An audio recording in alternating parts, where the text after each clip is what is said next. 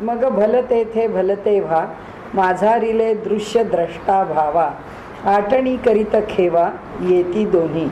मग भलत्या स्थळी भलत्या काळी, दृश्य द्रष्टा हे भाव आपली, आटणी करून घेती भली, आणि भेटती आत्म्याते. पुन्हा तेच पहिल्या अध्यायातलं पुरुष आणि प्रकृती. ते पुरुष आणि प्रकृती दोन्हीही आपल्या ठिकाणी आटणी करून जेव्हा घेतात तेव्हा ते ब्रह्मभावाला प्राप्त होतात. म्हणजे आपला झालेला विषय आहे तो की पहिल्यांदा ब्रह्म, मग पुरुष प्रकृती, मग त्याच्यामधून जगत ही उत्पत्ती. तर पुरुष आणि प्रकृती हे दोघेजण वेगळे केव्हा, त्याच्या वेळची ती स्थिती जगताची आहे. आणि जेव्हा ते वेगळे पण राहिलं नाही, आता द्वैत ठेवलं आहे त्यांनी, दर्शन बाजूला केलं आहे, द्रष्टा आणि दृश्य एवढ्यावरच विषय चालला. जेव्हा द्रष्ट्याचं द्रष्टे पण संपतं तेव्हा दृश्याचं दृश्य पण संपतं. ते दोघेही जेव्हा संपतात तेव्हा मग आता हे वेगळे पण शिल्लक राहिलं नाही की राहतं ते परमात्म्याचं स्वरूप. शब्द काहीही वापरा, आणि म्हणून फक्त शब्द हे समजून घेण्याचं साधन आहे. त्यामुळे कोणत्या शब्दांनी समजून घेतलं यांनी तत्वाला फरक पडत नाही. म्हणून इथे ते म्हणतात मग भलत्या स्थळी भलत्या काळी, दृश्य द्रष्टा हे भाव आपली, आटणी करून घेती भली, आणि भेटती आत्म्याते. मग भलते थे भलते व्हा, माझा रिले दृश्य दृष्टा भावा, आटणी करीत खेवा येती दोन्ही. म्हणजे भलत्या स्थळी आणि भलत्या काळी, असं भलत्या म्हणजे केव्हा तरी कुणाच्या तरी बाबतीमध्ये हे घडतं. ज्याच्या ठिकाणी दृश्य आणि द्रष्टा हे मावळतं तो ब्रह्मज्ञानाला प्राप्त होतो किंवा तो ब्रह्मभावाला प्राप्त होतो. बाकीचं जग जसं आहे तसं व्यवहार करत आणि जगत राहतं. कापुरी अग्निप्रवेशू की अग्निघाताला पोटासू, ऐसे नवे संसरीसू वेचू झाला. पुन्हा दृष्टांत घेतला. अग्नि कापूर एक होता, दोन्ही नाश होती तत्वता, येथे न ये सांगता कथा, कोण कोणात मिळाला. म्हणून त्यांनी म्हटलं की अग्नीत कापूर घातला का कापरात अग्नी घातला काही फरक पडत नाही. त्यामुळे दृश्य द्रष्ट्यामध्ये मावळलं का द्रष्टा दृश्यात मावळला काही फरक पडत नाही. आणि म्हणून ज्ञानेश्वर महाराज ज्ञानेश्वरीत म्हणतात की जो मनुष्य ह्या भावाला किंवा ब्रह्मभावाला प्राप्त झाला आहे त्याच्या ठिकाणी त्याचं वेगळं चैतन्य शिल्लक राहत नाही. आणि तसंच दृश्याच्या ठिकाणी किंवा ब्रह्मांडाच्या ठिकाणी सुद्धा तो ब्रह्मांड वेगळेपणाने पाहतच नाही.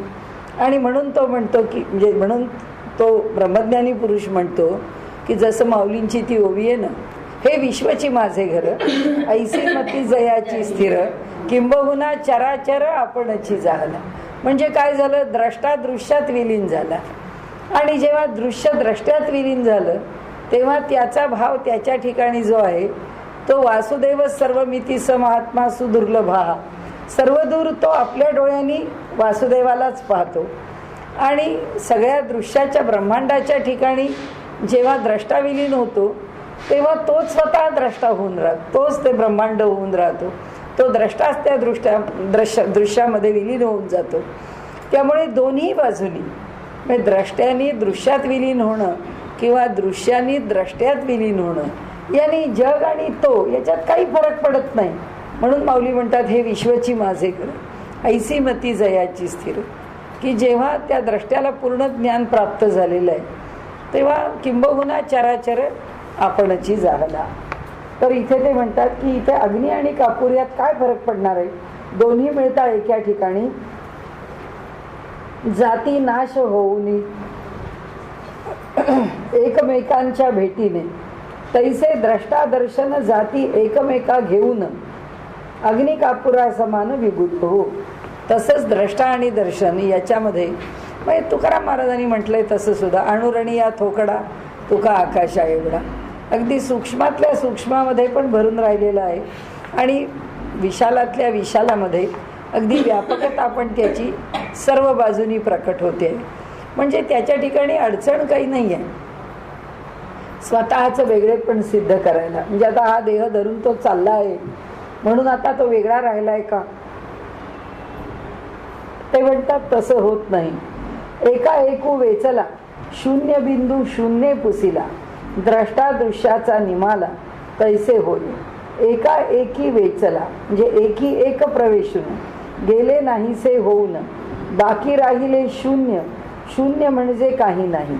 शून्य हा शब्दची भला अभाव दावी आपला अखेर शून्यपणाला येती झाली तीच ती. म्हणजे द्रष्टा दृश्य गेले शून्यही नाही उरले परी काही नाही हे जाणिले आत्म्याने. द्रष्टा दृश्याची परी याचा अभाव होता जरी या दोघांचा न कळता तरी नाहीपणा. नाहीपणा आहे कळला म्हणून आत्मा असे उरला तोच आत्मा असे भला चिन्मात्र वस्तू. ज्ञानेश्वरांच्या किंवा नाथ संप्रदायाच्या तत्वज्ञानामध्ये त्यांनी शून्याला खूप महत्त्व दिलंय. आणि आपल्याकडे बाकीच्या संतांनी ते काही नाथ परंपरावादी आहेतच असं नाही. म्हणजे समर्थ घ्या किंवा इतर घ्या, गीताकारांनी सुद्धा मुळामध्ये शून्य मान्यच केलेलं नाहीये. नासतो विद्यते भाव नाभावो विद्यते सत असं म्हटलेलं आहे की असतापासून सत आणि सतापासून असत. सतापासून असत उत्पन्न होतं पण असतापासून सत कधीच उत्पन्न होऊ शकत नाही. आणि त्यामुळे हा जो शून्य आहे, हा जो अभाव आहे, हा जर स्वीकारला म्हणजे या ठिकाणी एका मर्यादित स्वरूपामध्ये त्याचं शून्यत्व आपल्याला फक्त स्वीकारता येतं. त्याचं कारण असं की द्रष्टा आणि दृश्य हे दोघे एकमेकांच्यात मिळून गेल्यानंतर जर तिथे शून्य होत असेल, शून्य म्हणजे अभाव, म्हणजे शून्य म्हणजे जर अभावाचा प्रत्यय त्या ठिकाणी येत असेल, या दोघांच्या ठिकाणी जर अभाव होत असेल तर मग हा अभाव आत्ता स्वीकारला तर त्या पूर्णमद पूर्णमिदमचं काय करायचं? कारण तेही पूर्ण आहे आणि हेही जर पूर्ण आहे तर दृश्य आणि द्रष्टा नसला म्हणून काय झालं? तिथे पूर्ण भरूनच आहे. त्यामुळे ते जे शून्य आहे ते शून्य आपल्याकडे, म्हणून समर्थांनी तत्वज्ञान मांडताना तो विषय फार चांगला मांडलाय. आणि नाथ संप्रदायामध्ये त्यांचा जो अलख निरंजन, तर ती जी निरंजन स्थिती आहे म्हणजे अहम ब्रह्मास्मीच्या ठिकाणी जो निरंजन भाव आहे, त्या निरंजन भावाची फोड त्यांनी थोडी वेगळी केली आहे. म्हणजे ती फोड समजून घ्यायला आपल्याला ज्ञानदेवांच्या काही अभंग पाहायला पाहिजे. फार सुंदर आहेत अभंग ते शून्य आणि महाशून्य असं धरून त्यांनी ज्ञानेश्वरीत सुद्धा तो विषय थोडा थोडा आणलेला आहे. तसा त्यांच्या अभंगांमधून पण त्यांनी स्पष्ट केला आहे. पण या ठिकाणी जे त्याच्यावरचं भाष्य आहे त्या भाष्यामध्ये आपल्याला ते शून्य स्पष्ट करता येत नाही. एका एकू वेचला म्हणजे एकाने एकामध्ये प्रवेश करून वेचला म्हणजे ते दोघेही नाही, म्हणजे काही संपत्ती या कारणाकरता वेचली म्हणजे संपवली. त्यांनी एकमेकांच्या मध्ये प्रवेश करून एकमेकांना संपवून टाकलं. बाकी राहिले शून्य म्हणजे काही नाही असं कसं होईल? बाकी राहिले शून्य, आधी बाकी ते दोघेही नाहीसे झाल्यानंतर दृश्य जगत राहणार नाही. द्रष्टा आणि दृश्य जगत राहणार नाही. दृश्य त्याच्यामध्ये सूक्ष्मसृष्टी पण आली, सगळं आलं, पण ते सगळं राहिलं नाही म्हणून अभाव नाही शिल्लक राहील. परमात्मा सर्व दूर भरून आहेच आहे. म्हणजे हे राहिलं नाही म्हणून परमात्मा राहिला नाही आहे असं होणार नाही.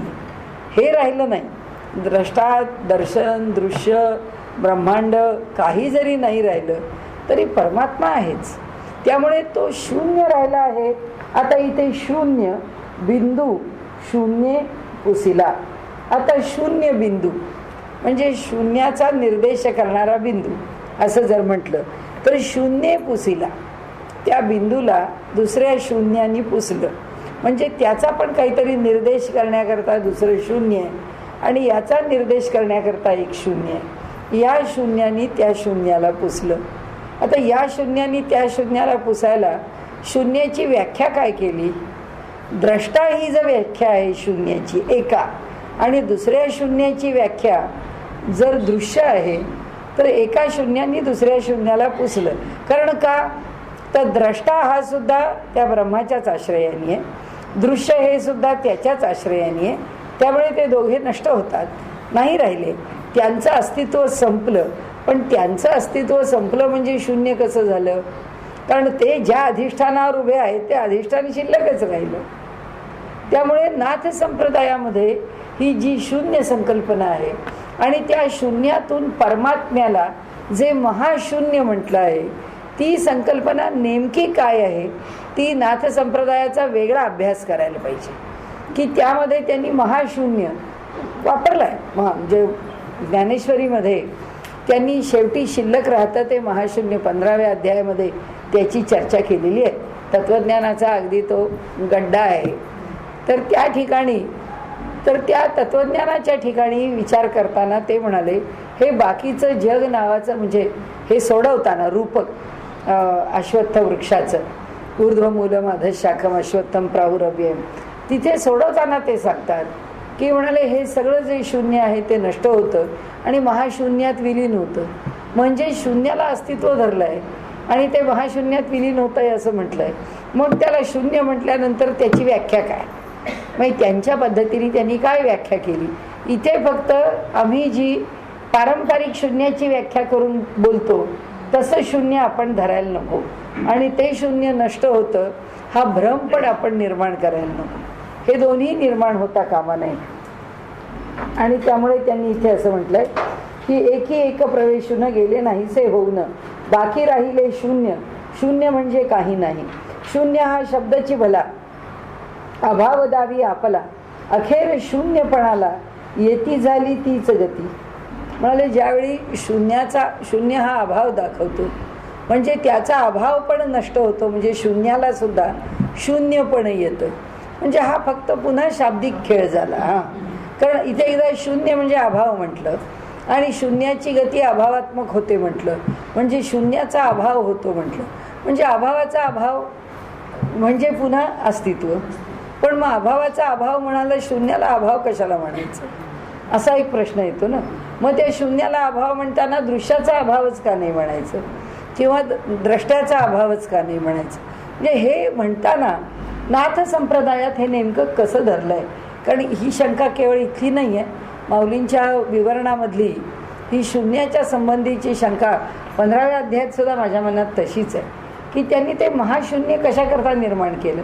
म्हणजे त्यांच्या नाथ संप्रदायामध्ये महाशून्याची काहीतरी व्याख्या असली पाहिजे, शून्याची व्याख्या काहीतरी असली पाहिजे जी आपण नेहमी करतो तशी नाही आहे. काही वेगळेपणाने त्यांनी वेगळ्या संकेताने घेतलं असलं पाहिजे.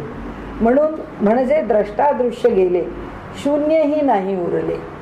बघा कसं सांगितलं, द्रष्टा आणि दृश्य पण गेलं आणि शून्य म्हणजे अभाव दावी असं म्हटलंय. अभाव दाखवणारं शून्य पण नाही उरलं. तरी काही नाही हे जाणिले आत्म्याने. परंतु तिथे काही नाही आहे हे जाणिले आत्म्याने म्हणजे काय. आत्म्याने काही नाही हे जाणलं म्हणजे आत्मा कोण तर ते परब्रह्म. आता ज्या अमृतानुभवाच्या आत्तापर्यंतच्या वर्णनामध्ये आलेलं आहे त्या वर्णनात त्यांनी कसं म्हटलंय आपल्याला की या ठिकाणी म्हणजे द्रष्टादृश्य गेले शून्यही नाही उरले तरी काही नाही हे जाणिले आत्म्याने. कारण आत्मा जेव्हा एकटा उरतो तेव्हा जाणणं ही क्रियाच उरत नाही. कशाकरता जाणणं उरेल. मग आत्मा कशाकरता जाणतो. मग आत्मा जाणतो असं म्हणायला लागलो तो एक पायरी खालीच उतरायला पाहिजे आणि पुरुष प्रकृती अद्वैत स्वीकारून पुढे चाललं पाहिजे. त्यामुळे इथे थोडीशी काहीतरी गडबड वाटते. आता द्रष्टा दृश्याचा निमाला तैसे होय. जे निमाला शांत झाला त्याच्यामध्ये मिसळून गेला. द्रष्टा दृश्याचा निमाला म्हणजे द्रष्टादृश्यामध्ये किंवा दृश्य द्रष्ट्यामध्ये मिसळून गेलं. आता इथे द्रष्टादृश्याची ये परी याचा अभाव होता जरी द्रष्टा आणि दृश्याच्या प्रमाणेच याचा अभाव होता तरी या दोहोंचा न कळता तरी नाहीपणा. म्हणजे या दोहोंचा न कळता तरी म्हणजे दोन्हीही कळत नाहीत तरी त्यांचा नाहीपणा कळतो. म्हणजे नाहीपणा शिल्लक राहतो. म्हणजे काय होतं म्हणजे आता जर स्वीकारायचंच असेल तर सृष्टी उत्पत्तीच्या स्थितीमध्ये नाही आहे परंतु सृष्टी ही अनादि मान्य केलेली आहे. पण अनादि सृष्टी ही प्रत्येक वेळी प्रकटच राहिली पाहिजे असं नाही आहे. ती बीजभावाला राहू शकते, अव्यक्तामध्ये राहू शकते. म्हणजे मूळ प्रकृतीपासून ती सृष्टी आता जसं वडाचं झाड आहे त्या वडाच्या झाडाला वडाच्या बिया लागल्या की आम्ही बिया जपून ठेवतो. आता जर ते झाड अगदी तुटून पडायची वेळ आली आणि ते गेलं तर आपण म्हणतो झाड नाही गेलं त्याचं बीज शिल्लक आहे. पुन्हा त्याचं रोपण केलं की पुन्हा वडाचं झाड आहेच आहे. म्हणजे प्रकृती वरवर दिसायला जर नाही दिसली असं म्हटलं तर ती नष्ट कशी झाली? ती बीजभावाला जाऊ शकेल. तर इथे थोडं मला त्याच्यामुळे गडबड वाटते. द्रष्टादृश्याची हे परी याचा अभाव होता जरी, म्हणजे द्रष्टा आणि दृश्याप्रमाणेच याचा जर अभाव झाला तर या दोहोंचा न कळता तरी नाहीपणा.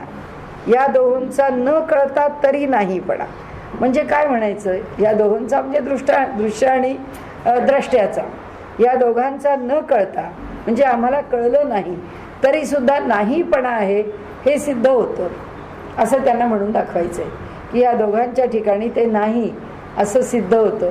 पण म्हणजे काय होतं? म्हणजे आता इथे बुचकळ्यात पडतो आपण की याचा अर्थ आपल्याला कळत नाही. द्रष्टादृश्याची हे परी याचा अभाव होता जरी, या दोघांचा जर अभाव झाला तर या दोहोंचा न कळता तरी नाहीपणा. आणि मग हे दोघे होते हेच आम्हाला कळणार नाही, पण त्या आमच्या कळण्याचा संबंध येतो कुठे? कारण जेव्हा तुम्ही उलट्या क्रमाने चाललात तेव्हा हे दृश्य आणि तो द्रष्टा केव्हाच मागे पडले. आता त्यांचा काय संबंध राहिला? जर दृश्यच राहिलं नाही म्हणजे ब्रह्मांडच राहिलं नाही, ब्रह्मांडच राहिलं नाही म्हणून तो द्रष्टा राहिला नाही, म्हणजे तो ब्रह्मांड पाहणारा द्रष्टा राहिला नाही. मग द्रष्टाही नाही दृश्यही नाही हे आपल्याला कळलं, हे जर आमच्या बाबतीत म्हटलं तर संभवतच नाही आणि परमात्म्याच्या बाबतीत त्याहून संभवत नाही. कारण त्याला काही बघायची आवश्यकताच नाहीये, त्याला बघायची काही गरजही नाहीये. तो कुठे प्रत्येक ब्रह्मांडामध्ये डोकावून बघतो काय चाललंय, ऑल वेल असं काही तो विचारत फिरत नाही की बाबा तुमचं बरं चाललंय, बाबा तुमचं बरं चाललंय, असं काही त्याला विचारावं लागत नाही. तो यातलं काहीच करत नाही. त्यामुळे त्याचा प्रश्न ह्या कशाशीच येत नाही. तो त्याच्या मूळ स्थिती, तुम्ही पुढचे खेळ करताय शब्दांनी, त्याच्या मूळ स्थितीला धक्का कधीच लागत नाही. त्यामुळे इथे जरा थोडी गडबड मला समजत नाही येते. नाहीपणा आहे कळला म्हणून आत्मा असे उरला, तोच आत्मा असे भला चिन्मात्र वस्तू. पण नाहीपणा असे कळला किंवा आहे कळला, हो नाहीपणा आहे कळला म्हणजे आम्हाला नाहीपणा आहे कळलं. पण हे कुणा करता? हे जर कुणा व्यक्तीचा अनुभव म्हणून सांगायचं असेल तर एक वेळ ठीक आहे की ती व्यक्ती तिच्या ठिकाणी हे जाणते. पण अगदी तत्वतः विचार करायचा तर ती जेव्हा ब्रह्मभावाला प्राप्त होते तेव्हा तिच्याही बाजूनी हे सगळं सुटलेलंच आहे. म्हणजे जर शब्दातच मांडायचं म्हणून मांडलं आहे, पण ते काही इतकं ठाशीवपणे आपल्याला काही सांगता येत नाही की हे कोणाकरता चाललंय. कारण चाललं आहे विषय काही नाही जाणीले म्हटलं ते आणि एकच वाटतंय. काय बरं? काही नाही हे जाणीले आत्म्याने. हा तो भाव पुढे आलेला हो ना. आणि फक्त शब्द वेगळे वेगळे आले पण त्याच्यात आशय काही वेगळा नाहीये किंवा एक्झॅक्ट काय त्याच्यातला आशय आहे ते कळत नाहीये. आता इथे वरती त्यांनी जसं म्हटलं शून्य हा शब्दाची भला अभाव दावी आपला. हा शून्य शब्दच अभावा करता आहे, पण शून्य शब्द अभावा करता आहे असं आपण म्हटलंच नाही. भारतीयांची शून्य संकल्पना ही भावात्मकच आहे. तो जर अभाव दाखवणारा असता तर एकावर शून्य 10 झालेच नसते. शून्यानी शून्य संख्या वाढत गेली, ती वाढलीच नसती. ती आम्ही अभावात्मक शून्य म्हणतच नाही. आणि पुन्हा याचा दाखला कोणी दिला आपल्याला? समर्थांनी दिला.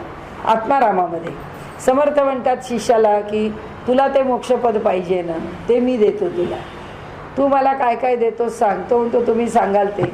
म्हणतो चांगलं श्रवण कर. म्हणजे तिथे ते त्याला आत्म्याच्या दर्शनाकरताचं हे पहिल्यांदा साधन सांगतात. आत्मावारे द्रष्टव्या श्रोतव्या मंतव्या निधिध्यासितव्या. मग श्रवण कसं कर? जीवाचे कान करून श्रवण कर. मग त्या श्रवणाचं महात्म्य सांगितलं. मग श्रवण करता करता त्यांनी त्याला सांगितलं की मी तुला जेथला तेथे नेऊन घालीन, तू जिथला आहेस तिथे नेऊन घालतो, पण मी म्हणेन ते तू केलं पाहिजे. तेवढं मी करतो. तो शिष्य म्हणतो तुम्ही म्हणाल ते करायला मी तयार आहे. मग म्हणाले माझं एक काम कर की जे जे तुझं आहे ते मला देऊन टाक. तो म्हणाला मी सगळं दिलं, माझं स्थावर दिलं, जंगम दिलं, देह दिला, मन दिलं, बुद्धी दिली, सगळं सगळं तुम्हाला मी देऊन टाकलं. आता माझ्याकडे काहीच उरलं नाही तुम्हाला देण्याकरता. नाही. मग ते म्हणाले की तू सगळं देऊन टाकलं तर आता काहीच राहिलं नाही, हे जे शून्य आहे, काहीच नाही, ते शून्य मला दे.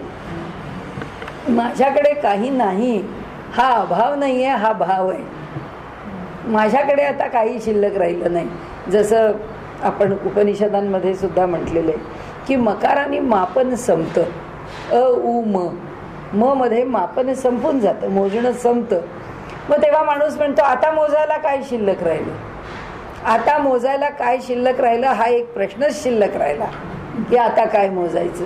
म्हणून ते उर्दूमध्ये एक फार छान, त्याच्याकरता मी बोलले तर असेनच आपल्याकडे, आपण नेहमी म्हणतो की आता सगळ्या वृत्ती संपल्या, सगळ्या अपेक्षा संपल्या, काही आमच्या अंतःकरणामध्ये कशाही विषयीची आता अभिलाषा उरली नाही. तर आता एकच वाटतं की आता कोणतीच इच्छा मनात निर्माण न हो. अब यही एक आरजू है कि कोई आरजू न हो मगर वही एक आरजू है. म्हणजे आता तो म्हणतो की हीच माझी एक इच्छा आहे की आता मला कोणती इच्छा असू नये, पण ही मुळातच एक इच्छा आहे. तसं जेव्हा तो म्हणतो की मी सगळं तुम्हाला दिलं, मी रिता झालो स्वामी, असं त्या आत्मारामामध्ये तो म्हणतो की मी रिकामा झालो. मग म्हणाले आता तुझ्याकडे काय उरलं, काही नाही उरलं, सगळं देऊन टाकलं. मग तुझ्याकडे जे काही नाही आहे ना तेच तू मला देऊन टाक, म्हणजे ते शून्य मला दे. ते जर अभाव असता शून्य तर ते मला दे असं म्हटलं नसतं, कारण तो तुझ्या ठिकाणी शून्य हा जर अभाव असता तर ते दे असं म्हटलं नसतं. आणि जर अभाव आहे आणि तो पण द्यायचा आहे असं जर म्हटलं तर त्या अभावाला देताना त्या ठिकाणी भावात्मकता आली ना, की मी काहीतरी देतो आहे म्हणून. जशी वेगळं अस्तित्व आलंच त्याला, की मी तुम्हाला माझ्याकडे जे काही नाही ते देऊन टाकतो, म्हणजे ती वृत्ती देतो ना शेवटची, माझ्याकडे काही नाही ही. आणि बरोबर तिला वृत्ती म्हटलंय. आपल्याकडे फार अनेक ठिकाणी आपण त्याचे क्रॉस रेफरन्सेस घेतले तर आपल्या लक्षात येतं की आता योगसूत्रांच्या मध्ये निद्रेची व्याख्याच अशी केली आहे, अभाव प्रत्ययालंबना वृत्तीर निद्रा, की अभावाचा प्रत्यय येणारी जी वृत्ती आहे ती वृत्तीच निद्रा आहे. झोपलेली वृत्ती कुठे आम्हाला कळते, आम्हाला काही कळत नाही. आपण जेव्हा कुणी जर म्हटलं रे तू काय करतोस, आपण जर म्हटलं नाही नाही मी झोपलोय, तर याचा अर्थच आपण जागे आहोत. म्हणजे झोपलेला निद्रिस्त मनुष्य हा मी झोपलो आहे हे सांगूच शकत नाही.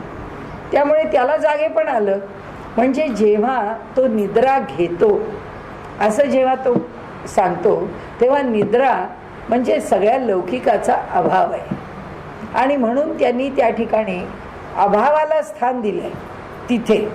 आणि त्यांनी म्हटलंय की निद्रा ही स्थिती अशी आहे की जी अभावात्मक आहे देहाच्या बाजूने. कशाचा अभाव आहे, जाणीवेचा अभाव आहे, जाणीवेचा अभाव आहे. गाढ झोपेमध्ये जाणीव राहत नाही. बाजूला जर सर्पाचा वेटोळा आहे, माऊलींनी वर्णन केलंच आहे ज्ञानेश्वरीमध्ये.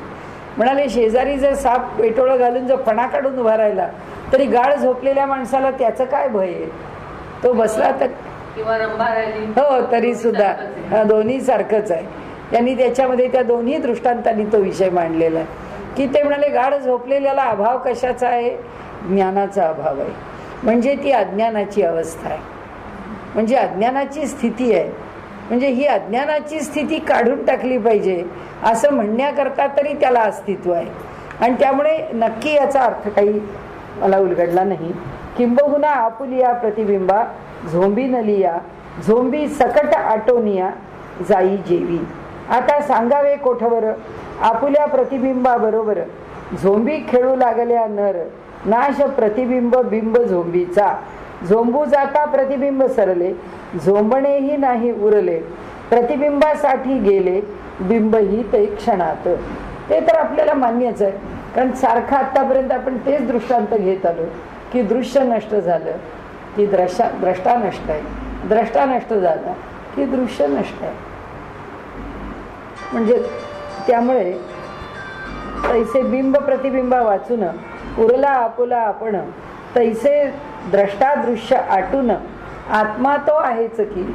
त्यामुळे हे दोघे आटल्यावर परब्रह्मच आहे, दुसरा काही विचार मांडायचा आपल्याला काही कारण नाही. तैसे रुसता दृष्टी द्रष्टा दृश्य भेटी, येती तेथे मिठी दोहींची पडे. तैसे रुसता दृष्टी द्रष्टा दृश्य भेटी, दर्शन होता नाहीसे, द्रष्टा दृश्य भेटीस येते आणि येता होत असे ऐक्य दोघांचे. त्याचं कारण आहे त्रिपुटी संपली, हे आता द्वैत राहिलं. हे द्वैत एकपणाला आलं, एकपणाला आल्यावर वेगळं काहीच उरलं नाही. आणि त्यामुळे सिंधू पूर्वापार न मिळती तवची सागर मग एकवट नीर जैसे होय. जोपर्यंत ती सागराला भेटत नाही तोपर्यंतच ती नदी वेगळी आणि सागर वेगळा. पण जेव्हा नदी सागराला जाऊन मिळते तेव्हा हे गंगेचं गोड पाणी आणि हे समुद्राचं खारं पाणी असा काही भेद राहत, सगळं पाणी एकच होऊन जातं. म्हणून पूर्व पश्चिम सागर तोवरीच म्हणती साचार की जोवरी त्याचे नीर न मिळाले एका ठाई. ते एकमेका मिळता क्षणी सागर नाव जाऊनी उरे एक पाणीच पाणी तैसे हे होतसे. म्हणजे द्रष्टादृश्याचे एकीकरण होऊन या उरे जाण त्याचेच हे नामाविधान आत्मा पहा. सिंधू पूर्वापर म्हणजे पूर्व आणि पश्चिम न मिळती तवची सागर. म्हणजे त्यांना म्हणायचं, पुन्हा मागचा येऊन गेलेलाच विषय आहे की त्यांना म्हणायचं की आता प्रलयाच्या काळी आम्ही वेगवेगळ्या समुद्रांना नावं देऊ ना, अरबी समुद्र आहे, हा हिंदी महासागर आहे, तो बंगालचा उपसागर आहे, या खाड्या आहेत, या नद्या आहेत, हे सगळं जलांना वेगळी वेगळी नावं कुठपर्यंत देतो, जोपर्यंत जलानी आपल्याला कुठेतरी सीमित केलं आहे तोपर्यंत. त्याचा मार्ग आहे तो सीमित झाला आहे. किंवा भूभागाला सोडून आता त्याच्या पुढे समुद्र नाही, की आम्ही म्हणतो आता इकडे समुद्र नाही किंवा त्या टोकाला समुद्र नाही, त्या बाजूला समुद्र नाही, किंवा नदी तसंच आहे की तिची मर्यादा आम्ही लक्षात घेतो. पण ज्यावेळी पूर्व पश्चिम समुद्र पसरलेला त्याची जी मर्यादा आहे ती जर संपली आणि सगळं पाणीच पाणी झालं तर नदी, ओढे, नाले, खाड्या, उपसागर सगळं सगळं एक होऊन केवळ पाणीच होईल. त्याशिवाय दुसरं काही राहणारच नाही. एका पाण्याशिवाय तिथे काहीच असणार नाही. आणि म्हणून त्यांनी सांगितलं ते एकमेका मिळता क्षणी सागर नाव जाऊनी उरे एक पाणीचं पाणी. त्याचं वेगळेपण संपतं. तसं दृश्य आणि द्रष्टा याचं वेगळेपण संपून जातं जेव्हा दर्शन नावाची गोष्ट शिल्लक राहत नाही. तेव्हा ते दोघे एक होऊन जातात. ते दोघे एक झाले की दृश्य कोणतं आणि द्रष्टा कोणता हा भेद काही राहत नाही. म्हणजे द्रष्टा दृश्याचे एकीकरण होऊन या उरे जाणं त्याचेच हे नामाभिधान आत्मा पहा. त्या दोघांना एक करून जे शिल्लक राहतं ते आत्म्याचं स्वरूप आहे. बहुये हे त्रिपुटी सहजे होय तया रहाटी प्रतिक्षणी कायटी करीत असे. या अनंत त्रिपुट्या व्यवहार सहज होत असता साचार का प्रत्येक क्षणी निर्धार कराया लागतो तियेचा. अनंत त्रिपुटी आहेत. आपण जसं त्या दिवशी म्हणलं भक्त, भजन आणि भज्य, उपासक, उपासना, उपास्य, कर्म, कर्ता, कार्य, ह्या सगळ्या ह्या प्रत्येक त्रिपुटीमध्ये व्यवहार चालूच आहे. कारण प्रत्येक व्यवहारच त्रिपुटीमध्ये बद्ध आहे. आणि म्हणून त्यांनी इथे सांगितलं की ह्या ज्या त्रिपुट्या आहेत म्हणजे आत्म्याच्या सहज व्यवहारात द्रष्टा दर्शन त्रिपुटी भासत. आता त्याच्या आधी विचारात घेऊ. या अनंत त्रिपुट्या व्यवहार सहज होत असता साचार का प्रत्येक क्षणी निर्धार करावा लागतो तियेचा. त्या त्रिपुटीचा काय प्रत्येक वेळी निर्धार करावा लागतो. हां चला आता दृश्य, दर्शन आणि द्रष्टा ही त्रिपुटी सुरू झाली असं काही नाही. आम्ही एकाच वेळी पाहतो, एकाच वेळी काम करतो, त्याच वेळी काही समजून घेतो. म्हणजे ज्ञाता ज्ञान आणि ज्ञेय, द्रष्टा दृश्य आणि दर्शन हे सगळं एका वेळीच चालू आहे.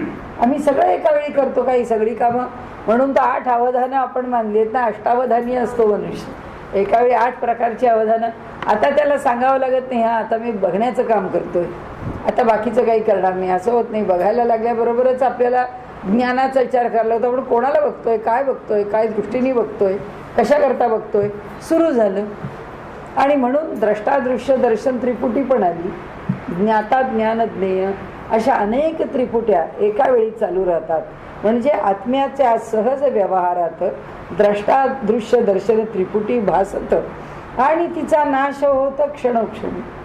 ही प्रतिक्षणी भासते पण आणि ती त्रिपुटी संपते पण. त्याचं कारण असं की त्याचं द्रष्टेपण ज्या क्षणी संपतं त्या क्षणी ती त्रिपुटी संपते.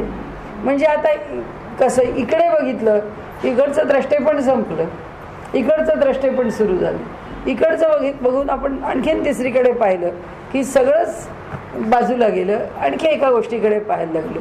म्हणजे आधीची द्रष्टा दृश्य दर्शन ही त्रिपुटी स्वीकारून आम्ही हे पाहतो आहोत म्हणेपर्यंत आम्ही 100 गोष्टीकडे आपली चौफेर नजर फिरत असते.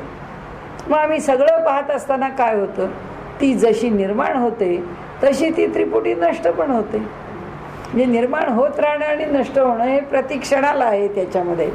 आणि म्हणून ते म्हणतात आणि तिचा नाश होत क्षणोक्षणी. त्रिपुटीच्या दोन्ही स्थितीसी आत्मा पाहतो निश्चयेसी, म्हणून त्रिपुटीच्या अभावासी आत्माच तो जाणता. म्हणजे त्रिपुटीच्या दोन्ही स्थितीसी आत्मा पाहतो निश्चयेसी, कारण आत्मा सगळ्या स्थिती पाहू शकतो. त्रिपुटीच्या दोन्ही स्थितीच नाही, इथे त्यांनी सांगितलंय ना की द्रष्टा दृश्य दर्शन त्रिपुटी भासते आणि नाश होते. म्हणजे या ठिकाणी भासमान झाली, या ठिकाणी नष्ट झाली, पण ही नष्ट होते आहे हेही आत्माच पाहतो आणि ही भासमान झाली हेही आत्माच पाहतो. ते काय प्रतिक्षणात एका क्षणात 2 गोष्टी घडणाऱ्या आहेत. तो का पाहू शकतो? कारण आत्मा एकदिक नाहीच आहे, आत्मा एका दिशेने नाहीच आहे. आत्म्याला सगळ्या बाजूनी ज्ञान प्राप्त होण्याचं सामर्थ्य आहे. त्यामुळे आता हे आपण पाहत नाहीये, आता आपण हे पाहतोय याची जाणीव त्यालाच आहे का. एवढंच नाही तर आता आपण हे पाहतो आहे, आता आपल्याला हे पाहायचं आहे, ही त्याच्या पूर्व जाणीव आहे. म्हणजे प्रत्यक्ष पाहण्याच्या पूर्वीची जाणीव आहे की आपण हे का पाहतो. कारण त्या दोघांच्या मध्ये जी गॅप आहे, कारण प्रत्येक अनुभव ही याचं स्पष्टीकरण पतंजलींनी चांगलं केलं. ही एक वृत्ती आहे, पाहणं ही एक वृत्ती आहे. आता दुसरं पाहायचं आहे ही एक वृत्ती आहे. या 2 वृत्ती प्लॉट केल्या की हे पाहतो आहे एक बिंदू आणि पाहणे म्हणजे दृश्य, तर ही D1 म्हटलं, तर इकडे पाहिलं हे D2. आता D1 आणि D2 याच्यामध्ये अगदी मायक्रो मायक्रो मायक्रो गॅप आहे की ज्या गॅपमध्ये तो इथेही पाहत नाही आणि इथेही पाहत नाही आहे. तो आता इकडून इकडे पाहतो आहे, हे कोण सांगतो आहे? हे तो जीवात्मा.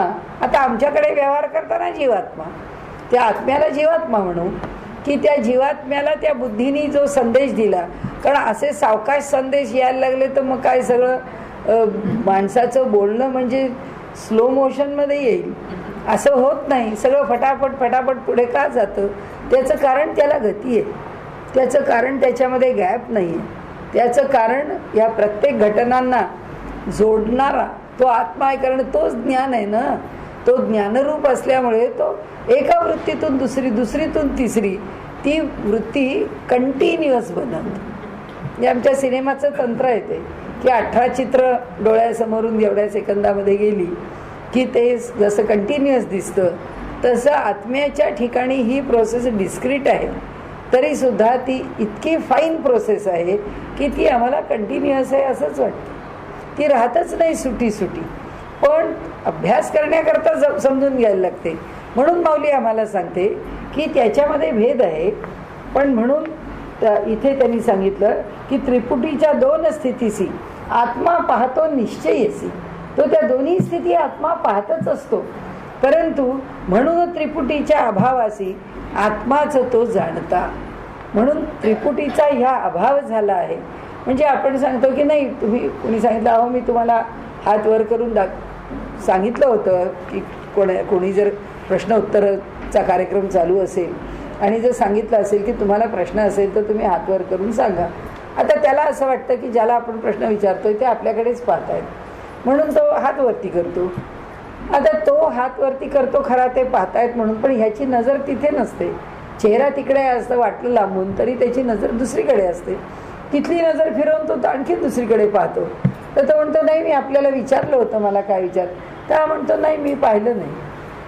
म्हणजे त्याच्या दृष्टीने ह्यांनी त्यांच्याकडे पाहिलं आहे, पण यांच्या दृष्टीने त्यांनी पाहिलेलं नाही.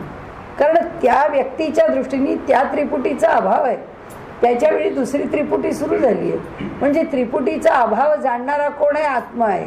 नाही तर याला कळलंच नसतं मी तिथे पाहत होतो का नव्हतो. म्हणजे देवानी आपल्याला जी जाण दिली आहे त्याची आपल्याला कल्पनाच नाही की आपण नजर इकडची इकडे वळवल्याबरोबर काय झालं, आम्ही हे पाहत नाहीये. हे मला कळलं.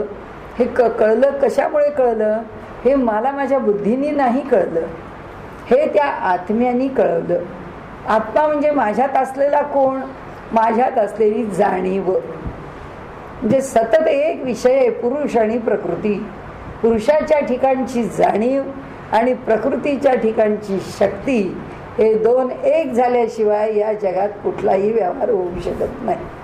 तो व्यवहार योग्य व्हायला जेव्हा आपण म्हणतो जरा मेंदूची डिरेलमेंट झाली आहे तेव्हा आपल्याला कळतं की तो पुरुष जो आहे तो त्याच्या ठिकाणी जरा अधिक झोपला आहे, शक्ती कार्यकारी आहे. मग आपण म्हणतो आता त्यांच्या स्मरणात राहत नाही, थोडंसं बोललेलंच बोलतात, काहीतरी असंबद्ध बोलतात. हे कुठून आलं? कारण त्या पुरुषाचं जे पुरुषपण आहे, कारण आता हे त्या तिथे काय समजत नाही त्याला. जेव्हा मनुष्य असंबद्ध बोलतो तेव्हा त्याला कशाचा अभाव करायचा आणि कोणत्या भावात राहायचं हे त्याला कळत नाही. कोणतं ज्ञान टाकायचं आहे आणि आत्ता कोणतं ज्ञान स्वीकारायचं आहे हे कळत नाही. त्यामुळे टाकलं काय आणि स्वीकारलं काय, किंवा माझं आत्ता बोलून काय झालं आणि आता नंतर काय बोलायचं आहे. जे बोललं आहे तेच बोलायला लागलं, जे बोललं आहे तेच बोलायला. आपण समजतो काहीतरी गडबड आहे डोक्यामध्ये की मनुष्य तेच तेच तेच तेच बोलायला लागलेलं आहे. म्हणजे जसं काय बोलायचं आहे हे कळलं पाहिजे. याच्यामध्ये ती जी भावात्मक सावधता आहे तशी अभावात्मक सावधता सुद्धा आत्म्याच्याच ठायी आहे. म्हणजे अभाव याचा अर्थ आता हे नाही, म्हणजे आता हे सुटलं, एवढाच त्याचा अर्थ आहे, बाकी जास्त नाही. आणि म्हणून ते म्हणतात दोन्ही विशेषे गिळी ना निर्विशिष्टा ते उघडी. उघडी झापी एकी डोळी वस्तूची हे. विशेष भाव गिळीत वा निर्विष्ट भाव ओकित. उघड झापीने दावीत दोन्ही भाव निजांगी. की उघड झाप आहे ती, म्हणजे आता किती बारीक विचार आहे बघा माऊलींचा. ते म्हणाले डोळे उघडले त्यावेळी आम्ही काय केलं, विशेष भाव गिळीत.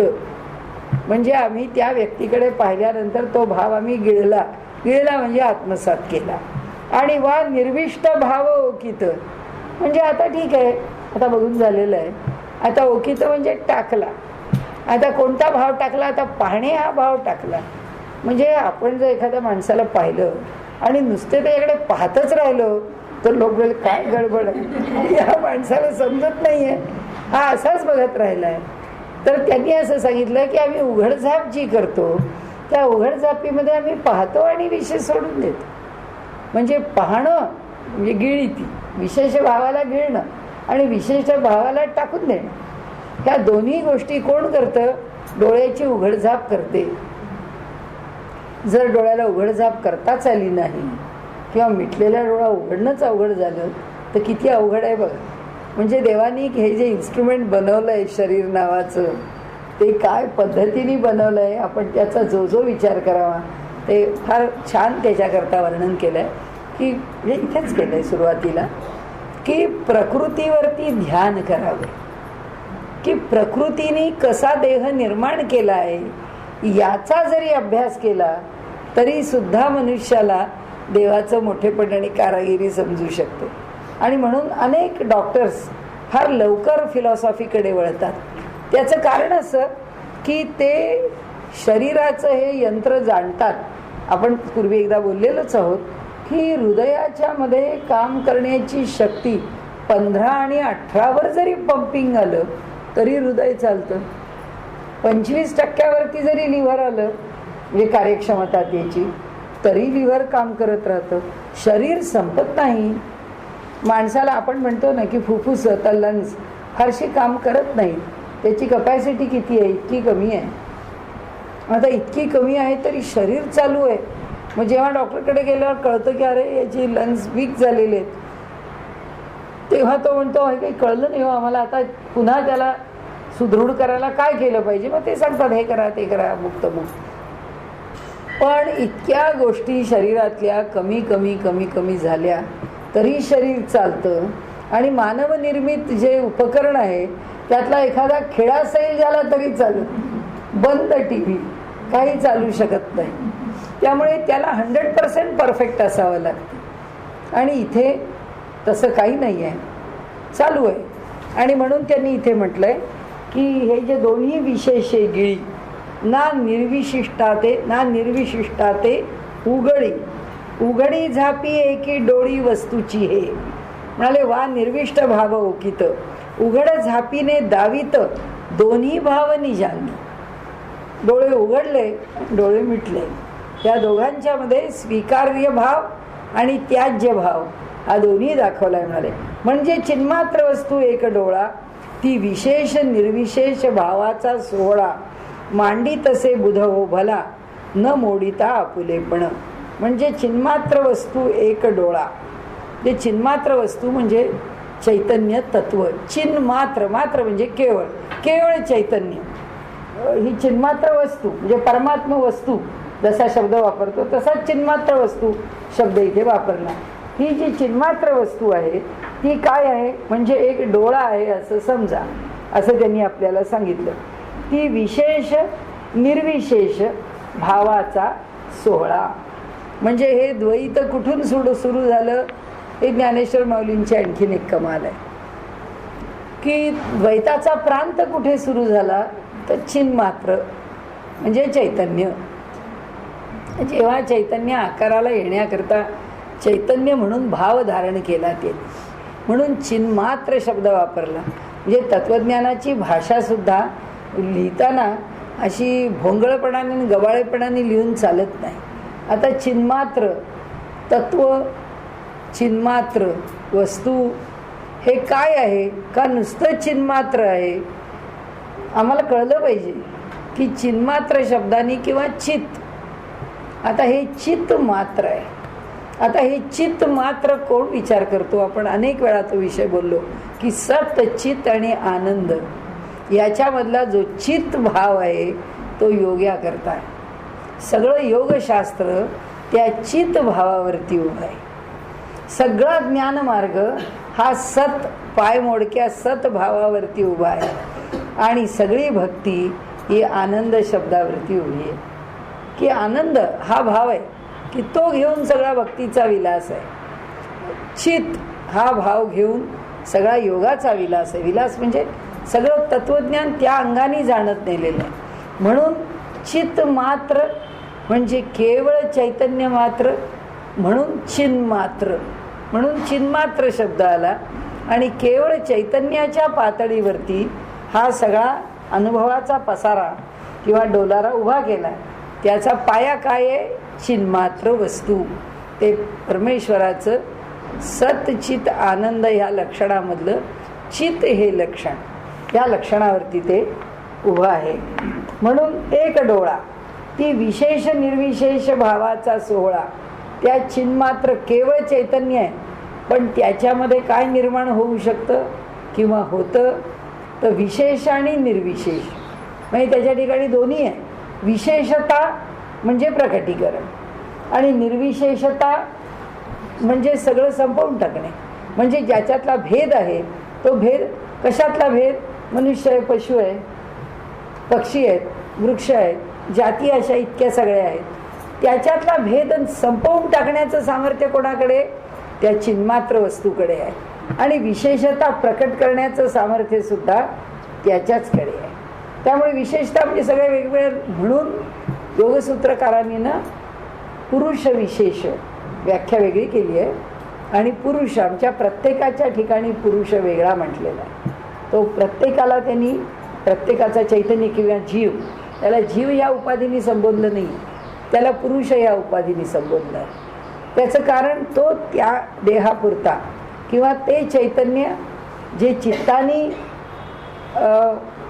जोडलं गेलेलं आहे किंवा चित्त नावाची त्याच्यावर चादर टाकली आहे किंवा चित्त नावाचं त्याला उपाधी आहे. काही शब्द ज्याचा वापरायचा असेल तो वापरावा.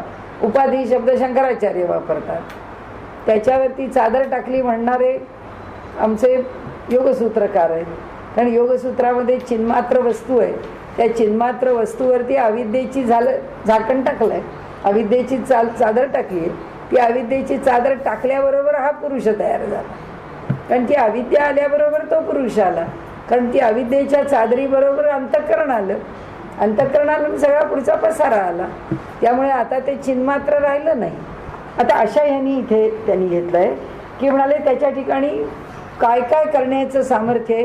दोन्ही विशेषे गिळी, दोन्हीही विशेष भाव संपवून टाकतो. कोणते दोन भाव संपवतो? न निर्विशिष्टा ते उघडी. म्हणाले निर्विशिष्टाला सुद्धा वेगळं उरू देत नाही, कारण विशिष्ट शिल्लक ठेवत नाही. विशिष्ट शिल्लक असेल तर निर्विशिष्ट शिल्लक राहील, विशिष्ट शिल्लक नाही म्हणून निर्विशिष्ट पण शिल्लक नाही, दोघेही संपले.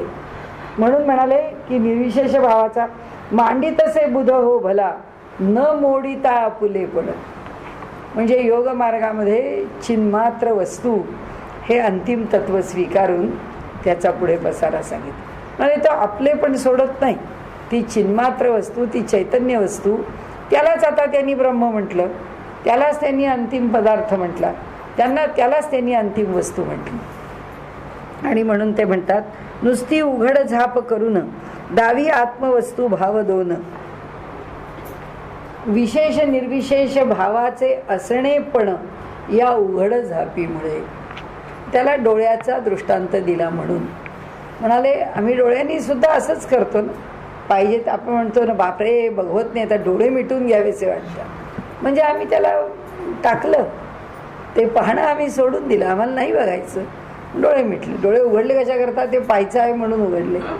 म्हणजे माणसाला भीती वाटली तरी खिलखिले डोळे करून तो बघतो, कारण उत्सुकता संपत नाही, पण लगेच पुढच्या क्षणी मिटायची तयारी असते. म्हणजे हे जे सगळं आहे ना, हे दोन्ही जे भाव आहेत, हे विशेष भाव आणि निर्विशेष भाव. विशेषता नाही पण विशेषता आहे. ह्या ज्या दोन गोष्टी आहेत, निर्विशेषता नाही आणि विशेषता आहे, हे दोन्ही त्या चिन्मात्र वस्तू ठिकाणी आहे. जेव्हा हे दोन्ही डोळ्याच्या उघडझापीच्या रूपाने तो संपवून टाकतो, तसं म्हणाले उरतं काय? मग एक चिन्मात्र वस्तू शिल्लक राहते. म्हणजे विशेषही संपवतो. डोळा जेव्हा उघडीत असे तेव्हा भावद्वयाविण असे, आणि जेव्हा तो मिटत असे तेव्हा उठती हे भाव दोन्ही. म्हणजे दृष्टी जेव्हा उघडतो तेव्हा द्रष्टाभाव, द्रष्टादृश्य भाव नष्ट होतो. आपुला आपण उरतो आपुल्याच रूपी. आणि ती मिटी जेव्हा द्रष्टादृश्य भाव तेव्हा पुरुष प्रकृती या नावा धरवनिया. आता या पद्धतीने त्यांनी वर्णन केलं. उघडी झापी एकी डोळी वस्तूची हे. म्हणजे आता दृष्टांत कसा घेतला त्यांनी की एकच परब्रह्म आहे, ते पुरुष आणि प्रकृती रूपाने आत्तापर्यंत आपण पाहत आलो. आता त्याच प्रकृती पुरुषाच्या करता हा दृष्टांत त्यांनी वळवला कसा? कारण तिथलंच सूत्र आहे, सूत्र काही बदललेलं नाही. तिथे काय म्हटलंय? तो पुरुष एक संकल्प करून प्रकृतीला चला आता हे निर्माण करा असा संकल्प करून देतो. तेवढा अधिष्ठान मात्र तो आहे, तेवढाच राहतो आणि तो झोपून जातो, तो निद्रिस्त होतो. प्रकृती व्यवहार करते. मग ते म्हणाले हा पुरुष जेव्हा झोपला त्यावेळी काय झालं? ह्या झोपल्यानंतर आता ह्याचा त्याच्यामधला समाविष्टता ही संपून गेली. प्रकृती जग निर्माण करत राहिली. म्हणजे हा झोपला की प्रकृती जग निर्माण करत राहते, आणि यांनी डोळे उघडले की प्रकृतीचं निर्माण केलेलं संपून जातं. त्या व्यक्तीपुरतं तर नक्कीच संपतं. प्रलय झाला तर सगळं ब्रह्मांडच संपेल, पण त्या व्यक्तीपुरतं तरी जेव्हा त्याचं द्रष्टेपण म्हणण्यापेक्षा जेव्हा त्याची जाणीव त्या ठिकाणी प्रखर होते तेव्हा हा सगळा व्यवहार संपून जातो. पुरुष प्रकृतीचे लक्षण पहिल्या प्रकरणी केले कथन, 37व्या ओवी लागून ते पहा. ती 37वी 12वी ओवी येथे मदतीस घ्यावी, म्हणजे अर्थदृष्टी होईल बरवी सुज्ञ हो. आता पुढे पातया पाते मिळे. आता पुढे तोच दृष्टांत अजून थोडा पुढे नेला. आता पापणीला पापणी आणि आयलिड्स, पातया म्हणजे पाती. पातया पाते मिळे तै दृष्टत्वे सैंध पघळे तिये उन्मिळिता मावळे नवलाओ हा. म्हणाले पात्यास लागता पाते दृश्य सृष्टी विस्तार पावते ती उघडताच मावळते हाच आहे नवलाव. नवलाव म्हणण्याचे कारण इतुकेच आहे जाण की डोळा घेता मिटून काही न दिसे आपणा तैसे सद्वस्तूचे ठाई नाही. डोळा मिटता सर्व पाही उघडिता दिसत नाही काही एक. डोळे मिटून बघतोय. हा, फार छान आहे की त्यांची टीकाच फार सुंदर आहे. म्हणाले की डोळे मिटल्यानंतर तो बघतो की काय प्रकृतीबाई काम करतायत ते त्याला बरोबर दिसतंय. त्यांनी डोळे उघडल्याबरोबर प्रकृतीबाई एकदम शांतच आहे. त्या काय विचार करणार आहेत, त्यांचं कामच संपलं. आणि त्यामुळे म्हणाले बंद डोळ्यांनी हा बेसावध आहे असं समजू नका. म्हणून मी अनेक वेळा तत्वज्ञानाच्या गल्लतीबद्दल मी उदाहरण देते की म्हणजे त्या मुसलमान कवी आहेत, मला वाटतं साहिर लुधियानवीचंच काव्य आहे. आसमा पे है खुदा और जमी पे हम आजकल वो इस तरफ देखता है कम. याचा अर्थ काय? याला काही अर्थच नाहीये. तो आकाशात राहतो, खाली आम्ही राहतो, तो आजकाल इकडे बघत नाही, मग आजकाल कुठे पाहतो? म्हणजे हे काय आहे? तत्वज्ञान स्वीकारून जर काव्य करायचं तर तत्वज्ञानाचं प्रामाणिकपण आपल्याला राखता आलं पाहिजे. किंवा त्यांना विचारायला हे तत्वज्ञानच माहीत नाही, त्यामुळे ते काय वेगळंच लिहितात. म्हणजे हे जे आहे ना की इथे त्यांनी त्याच्या पुढची पायरी सांगितली. एकतर आमचा खुदा आकाशात राहतच नाही, म्हणजे आसमा पे है खुदा और जमी पे हम ही संकल्पना आमच्याकडे नाही, मुसलमानांकडे आहे, ख्रिश्चनांकडे आहे की तो आकाशातला बाप आहे आणि यांचा सुद्धा तो म्हणजे जन्नतमध्ये राहतो तो, हां, आणि त्या स्वर्गामध्ये राहणारा तो अल्लाह आहे. ही त्यांची संकल्पना आहे, आमची नाहीच आहे. तो आमच्यापासून लांब राहतच नाही. म्हणून त्यांनी सांगितलं इथे की फार सुंदर आहे की तो डोळे मिटतो आणि काय चाललंय हे पाहत राहतो. तो म्हणतो काय चालू दे, तुमचं काय चाललंय ते चालू दे. जे चाललं आहे त्यात फार नाश होण्यासारखं असेल तर मी लक्ष घालतो, नाही तर तो फारसं लक्ष घालायच्या भानगडीत पडत नाही. त्यावेळी तो डोळा उघडतो. म्हणजे आता बघा हे माऊलींचं लिखाण कशावरून आहे? यदा यदा ही धर्मस्य ग्लानिर्भवती वरून आहे. यदा यदा ही धर्मस्य ग्लानिर्भवती अभ्युत्थानम अधर्मस्य परित्राणाय साधूनां विनाशाय च दुष्कृतां आणि धर्म संस्थापनार्थाय संभवामी युगे युगे. मी केव्हा येतो? मी आहेच इथे. लोक म्हणत तुमचा देव आहे, तर मी ते तेवढं देऊळ लुटलं, मग ते कोणी चोरून नेला मुकुट, कोणी चोरून नेलं सोनं, मग तुमचा देव काय करत होता? देव कशाला काय करील? तो म्हणाले हे सगळं तुमचं काम आहे, हे तुम्ही करायची गोष्ट आहे. ज्यावेळी फार त्या ठिकाणी अडचणीची परिस्थिती निर्माण होईल की जी मानवाच्या हातामध्येच राहणार नाही, त्यावेळी मी लक्ष घालीन, तोपर्यंत मी घालणार नाही. म्हणून त्यांनी आपल्या प्रतिज्ञाच सांगितल्या. धर्माला ग्लानी येते तेव्हा, म्हणजे यदा ही धर्मस्य ग्लानिर्भवती अभ्युत्थानम अधर्मस्य, अधर्माचा उरता उठाव झालेला आहे की आता धर्म जणू काही लोप पावण्याची वेळ आलेली आहे.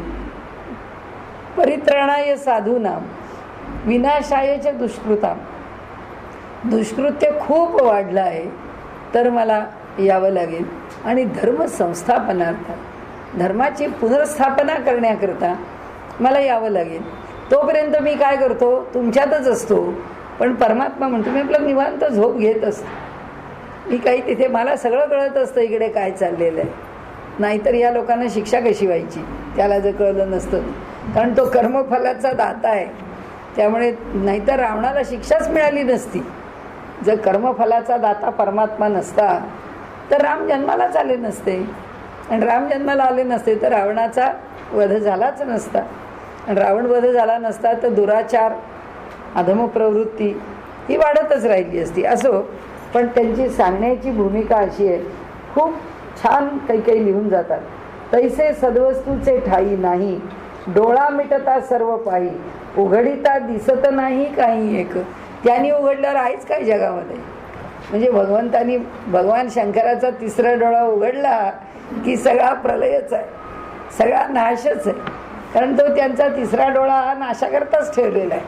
मला त्यांनी डोळा उघडला की सगळं संपलंच आहे. द्रष्टादृश्याचा ग्रासी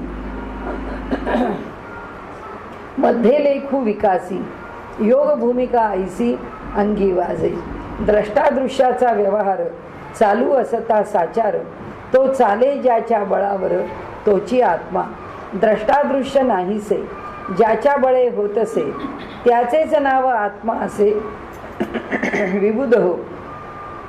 उदयपण संपले परंतु मावळते पण नाही आले, ऐशा स्थितीला बोलले योगभूमी आत्मा. आत्मा योगभूमीवरती आहे. ही ज्ञानेश्वर महाराजांचं विशेषता आहे. त्यांना योग पसंत आहे ना, त्यांचा योग मार्ग आहे. तो योगमार्ग कुठेतरी आलाच पाहिजे. म्हणजे आता त्यांनी सांगितलं नाही तर ह्या स्पष्टीकरणाच्या शिवाय आम्हाला साधू सत्पुरुषांची जीवनं बघायला मिळणार नाहीत आणि त्यांच्या जीवनाचा अन्वयार्थ लावता येणार नाही. ते जर ब्रह्मज्ञानी आहेत आणि आता त्यांच्या दृष्टीने डोळा उघडलेला आहे, तर आता सगळं जग नष्ट झालेलं आहे. मग आता देह तरी कशाला राहील? ते निघूनच जातील, ते चैतन्यच निघून जाईल. तसं होत नाही. ते त्यांच्या ठिकाणी राहतात. त्याचं कारण काय? तर माऊली म्हणतात ती जी स्थिती आहे ती स्थिती ही त्यांनी सांगितली इथे. ज्या स्थितीत नाही इथे वर आहे, उदयपण संपले परंतु मावळते पण नाही आले. देह नाही टाकला अजून. ज्ञानेश्वर महाराज तिथेच आहेत. ऐशा स्थितीला बोलले योगभूमी आत्मा. आता कुठे त्यांनी याचा उल्लेख केलाय? काय जी प्रज्ञा आहे ती विलक्षण आहे. 6व्या अध्यायामध्ये ते म्हणतात की अर्जुना, मी योगारूढ आहे, मी योगावरती आरूढ झालोय. आणि महाभारत युद्ध संपल्यानंतर जेव्हा अर्जुन सांगतो की भगवंता आता त्यावेळी फार घाईघाईमध्ये माझी मनस्थिती काय होती, तू मला त्यावेळी गीता सांगितलीस आणि त्यावेळी सांगितलेलं जे तत्वज्ञान आहे, आता आपण दोघेजण निवांत बसूया आणि आता मला ते तत्वज्ञान तू समजावून सांग. भगवंत म्हणाले आता ते होणार नाही. त्याचं कारण असं की मी त्यावेळी योगारूढ होतो आणि म्हणून त्या स्थितीमध्ये ते आत्मतत्व होतं. म्हणून नाहीतर मन्मना भव मद्भक्तो मद्याजी माम नमस्कुरु मामेव यशस्वी सत्यम ते प्रतिजाने प्रियोसी मे सर्व धर्मान परित्यज्य मामेकम शरणम व्रज अहम त्वा सर्व पापेभ्यो मोक्षयिष्यामि मा शुचः. कशाकरता भगवंत म्हणाले असते? मी लोक म्हणतात ना, गीतेमध्ये आधी कृष्णाचाच अहंकार गेला नाही तर म्हणाले आम्हाला काय अहंकार सोडायला कृष्ण सांग. म्हणजे आपलं कवित्व पुष्कळ आहे. वाचे बरवे कवित्व आहे आपल्याकडे. आपली वाणी बरी इतकं आपलं कवित्व अधिक आहे. आणि त्यामुळे या ठिकाणी त्यांनी जे म्हटलंय ना, तिथे असं म्हटलंय की परंतु मावळते पण नाही आले, ऐशा स्थितीला बोलले योगभूमी आत्मा. आत्म्याची ही योगारूढ भूमी आहे की ज्यावेळी जगाचा उदय थांबला आहे पण अस्त थांबला नाही आहे. म्हणजे जग निर्माण होत आहे, म्हणजे प्रकृती तिचं कार्य करते. यांच्या दृष्टीने सुद्धा, यांच्या देहाच्या दृष्टीने सुद्धा प्रकृती कार्य करते. पण आत्म्याच्या दृष्टीने यांचं खरंच कार्य संपलेलं आहे. पण तरी सुद्धा तो देह का राहिला? तुकाराम महाराजांनी उत्तर दिलंय, उरलो उपकारापुरता. आम्ही राहिलो कशा करता? केवळ उपकाराकरता राहिलेलो आहे. त्या जगावर उपकार करण्याकरता राहिलो. दिवस 4 खेळी मिळी. आम्ही जे राहिलो ते म्हणजे 4 दिवस काढायचे, एवढ्याकरताच आम्ही शिल्लक राहिलेले आहोत. आणि म्हणून ते म्हणतात की परंतु मावळते पण नाही आले, ऐशा स्थितीला बोलले योगभूमी आत्मा. उठिला तरंगू बैसे पुढे अनुही नुमसे, ऐसा ठाई जैसे पाणी होय.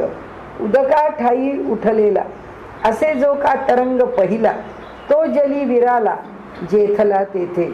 आणि दुजा उठल्या विण ज्या स्थिती तर आहे जीवन, त्या जलाचे समान आहे आत्म्याची आत्मस्थिती.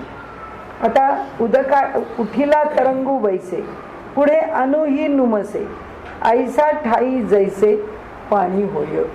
म्हणजे त्यांनी सांगितलं की जन्माला येणं हा उठलेला एक तरंग आहे. उदका ठाई उठलेला असे जो का तरंग पहिला, तो जली विराला जेथला तेथे.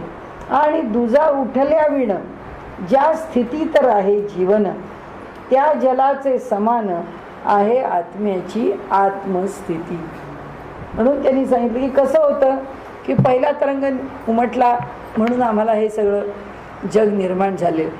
उत्तर कशाला द्यायला लागतं की देवाला किंवा परमात्म्याला म्हणजे आत्मतत्वाला एकाकी न रमनते का म्हणावंसं वाटलं. त्याचं उत्तर आहे. त्यांनी सांगितलं एक तरंग उठला, संपलं. तरंग कशाचा उमटला की एकोहम बहुश्याम प्रजायेय, मी एकटा आहे, बहुत नामरूपामध्ये मी प्रकट व्हावं. हा तरंग अंतःकरणामध्ये उठला परमेश्वराच्या. किंवा हा संकल्प त्या ठिकाणी जलाशयाच्या पृष्ठभागावरती एखादा तरंग निर्माण व्हावा तसा तो निर्माण झाला. मग तो तरंग निर्माण झाला म्हणून सृष्टीच्या त्या प्रकृतीच्या निर्मितीबरोबर तरंगतच राहिले का? तरंगावरच राहिला का परमात्मा? नाही. त्या एका तरंगानंतर दुसरा तरंग निर्माणच झाला नाही. त्याची स्थिती जशीच्या तशीच राहील, त्याला काही फरक पडला नाही. आणि म्हणून त्यांनी इथे म्हटलं की आणि दुजा उठल्या विण ज्या स्थिती तर आहे जीवन, त्या जलाचे समान आहे आत्म्याची आत्मस्थिती. तसा आत्मा आहे, तसा आत्मा राहतो. ज्याला अनुभव आला आहे त्याच्याही बाबतीत म्हणायला आपल्याला अडचण नाही की जो अनुभव घेतो आहे त्याच्याही पुरते आत्तापर्यंत तरंग निर्माण होत गेले. पण एकदा ब्रह्मभाव प्राप्त झाल्यानंतर आता कोणता तरंग? आता इथे काही राहत नाही. म्हणजे सागराला मिळाली सागरा गंगा, म्हणाले तांडवी तरंगी नाचे. ती जेव्हा मिळेपर्यंत गंगा जी आहे ती तांडव करत नाचत जाते. परंतु एकदा सागराला मिळाल्यावर आता काय आहे? आता गंगा सागरात मिसळून गेल्यावर आता गंगेचं तांडव संपलं. ज्या तरंगाने ती सागरात मिसळली तो एक तरंग आहे फक्त, त्याच्या पुढे ती त्याच्याशी एकरूप झालेली आहे. तसं आहे भगवंतानी ही सृष्टी, कारण आम्हाला शब्दामध्ये सृष्टी कशी निर्माण झाली हे सांगावंच लागेल. ते सांगण्याकरता आम्हाला काहीतरी एक गृहीत कृत्य घ्यावंच लागेल. ते गृहीत कृत्य काय घेतलं आमच्याकडे वेदांनी? ते गृहीत कृत्य हेच घेतले की एकोहम बहुश्याम प्रजायेय, एकाकी न रमनते. आणि इथे नामरूपात्मक तो प्रकट होतो, पुष्कळ नामरूप तो धारण करतो. ही आत्म्याची आत्मस्थिती आहे. तो त्या मूळ स्थितीमध्ये आहे. का नीद सरोनी गेली जागृती नाही चेईली, तेव्हा होय आपुली जैसी स्थिती. निद्रा गेली संपूर्ण नाही आले जागेपण, ऐशा त्या मध्यस्थिती समान आहे स्थिती आत्म्याची.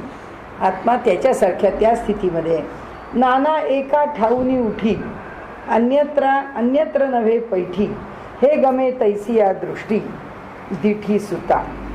दृष्टी एकीवरून उठली आणि दुजीवरी नाही बैसली, या उठण्या बसण्या संधीतली जी स्थिती तोच आत्मा.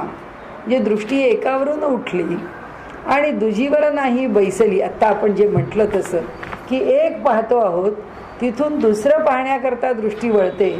आम्हाला त्याच्यातला फ्रॅक्शन ऑफ अ सेकंड सुद्धा जाणवत नाही, इतकी ती प्रोसेस कंटिन्युअस आहे असं वाटतं. पण तसं नाही. एकावरून दृष्टी निघाली आहे आणि दुसऱ्यावरती अजून दृष्टी स्थिर व्हायची आहे. त्याच्यामधला जो भाग आहे तो भाग नाही, त्या उठण्या बसण्या संधीतली जी स्थिती तोचा आत्मा. आणि म्हणून आपल्याकडे एक छान ध्यानाची प्रक्रिया, आपण एवढं बोलूनच थांबूया. आपल्याकडे एक ध्यानाची चांगली प्रक्रिया सांगितली जाते की आपण ध्यानाला बसलो तर काय करावं. म्हणजे मी अनेक ध्यानाचे प्रकार ऐकले आणि हा ऐकलेला प्रकार मला अधिक आवडला की डोळे मिटून आपण बसलो तर आता आपल्या विचारांचे तरंग कमी व्हायला पाहिजेत आणि मन एकाग्र व्हायला पाहिजे. त्याच्याकरता काय करावं, डावीकडे शेंगादाणे नाहीतर जाड चवळी नाहीतर काही असं ठेवून द्यावं आणि चांगलं एका वाटीत ठेवावं, इकडे दुसरी वाटी ठेवावी. आधी आपल्याला आवडणारं जे आलंबन आहे परमेश्वराचं ते आपल्या डोळ्यांनी आपाद तल मस्तक, पायापासून डोक्यापर्यंत त्याला सतत निहाळावं. दृष्टी चरणावरून वरती घ्यावी, वरून खाली बघू नये. आणि त्यामुळे त्याला बघावं, त्याला निहाळावं. काय आपल्याला 2 मिनटं 3 मिनटं 5 मिनटं जे काय वाटेल तो काळ आपण त्याला पाहण्याकरता म्हणून द्यावा. आणि पाहून झाल्यानंतर डोळे मिटावेत. तो जो दृष्टीभ्रम किंवा दृष्टी सातत्य ज्याला म्हणतो त्याने काहीतरी त्यातल्या डोळ्यापुढे दिसायला लागतं. आणि मग मनामध्ये विचार येऊ नये ही धारणा ठेवून डोळे मिटून बसावं. विचार आल्याबरोबर काहीतरी विचार आला, अरे हे झाल्यावर आपल्याला बाहेर पडायचं, एक तिकडचा शेंगादाणा उचलून इकडे ठेवून द्यावा. आता बाहेर पडायचंय, मग अमुक एक काम करायचं, मग ते काम झाल्यावर दुसरं काम करायचंय. ही विचारांची साखळी नाही निर्माण करायची. आला तो विचार मोकळा सोडून द्यायचा. पुन्हा दुसरा विचार येतो, अरे तिकडे तरी खुट्ट वाजलं, आपल्या घरात वाजलं का शेजारच्या घरात वाजलं, आपल्या घरात कोणी आला का बाहेर कोणी आला, झालं एवढा आला की मग आपण तो नाही आलंच असेल, आपल्याकडे यावेळी येण्याची वेळ आहे, बाई येतात कामाला, नाही कोणीतरी पेपरचं बिल घ्यायला आलंच, काहीतरी. ही एक विचार आला की त्याला जोडून आपण दुसरा, की त्याला जोडून आपण तिसरा, हा विचार करतो. आला विचार की बेल वाजली, इकडची एक हे उचलायचं, इकडे ठेवून द्यायचं. असा विचार आला, त्याची फक्त साखळी नाही निर्माण करायची. पहिल्या दिवशी जर 5 मिनिटामध्ये 50 शेंगादाणे इकडे निर्माण झाले असतील, इकडच्या वाटीतून इकडे गेले असले, तर उद्या सगळे काही घ्यावं सगळं इकडे बचकभर घ्यायला पाहिजे त्याच्याकरता. आणि हे जर पहिल्या दिवशी झालं तर हळूहळू आपल्याला एकदा साखळी न बनवायची सवय, विचार मोकळा सोडायचा, मग दुसरा येऊ द्यायचा, विचार मोकळा सोडायचा.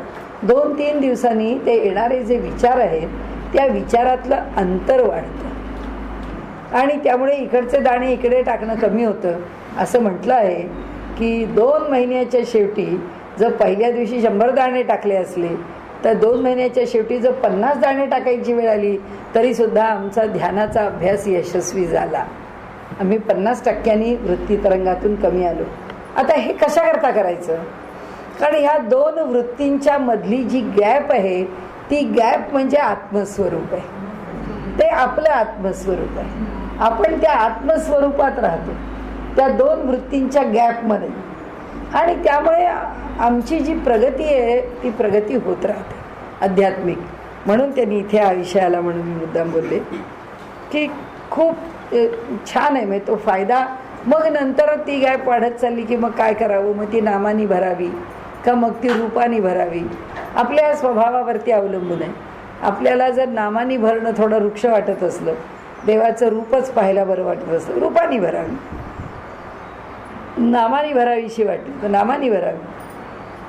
पण ते जे आत्मरूप आहे, तो जो मधला भाग आहे, ती जी आत्मस्थिती आहे ती आपल्याला नुसती आलेली बंधनरहित आत्मस्थिती आहे. ती आपल्याला एका क्षणात पेलत नाही. ती त्यावेळी पेलत नाही म्हणून तिला काहीतरी आलंबन द्यायचं.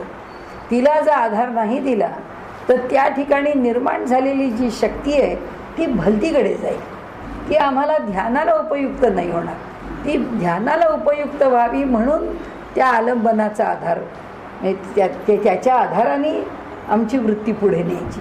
तेवढ्याकरता ती जी गॅप आहे ती गॅप वाढवत जायची. आणि मग कितीतरी वृत्ती कमी होत जातील. 5 मिनिटात कदाचित 5च वृत्ती येतील. मिनिटभराचं ध्यान लागलं तर काय आम्ही योगीच झालो, मग काही प्रश्नच नाही.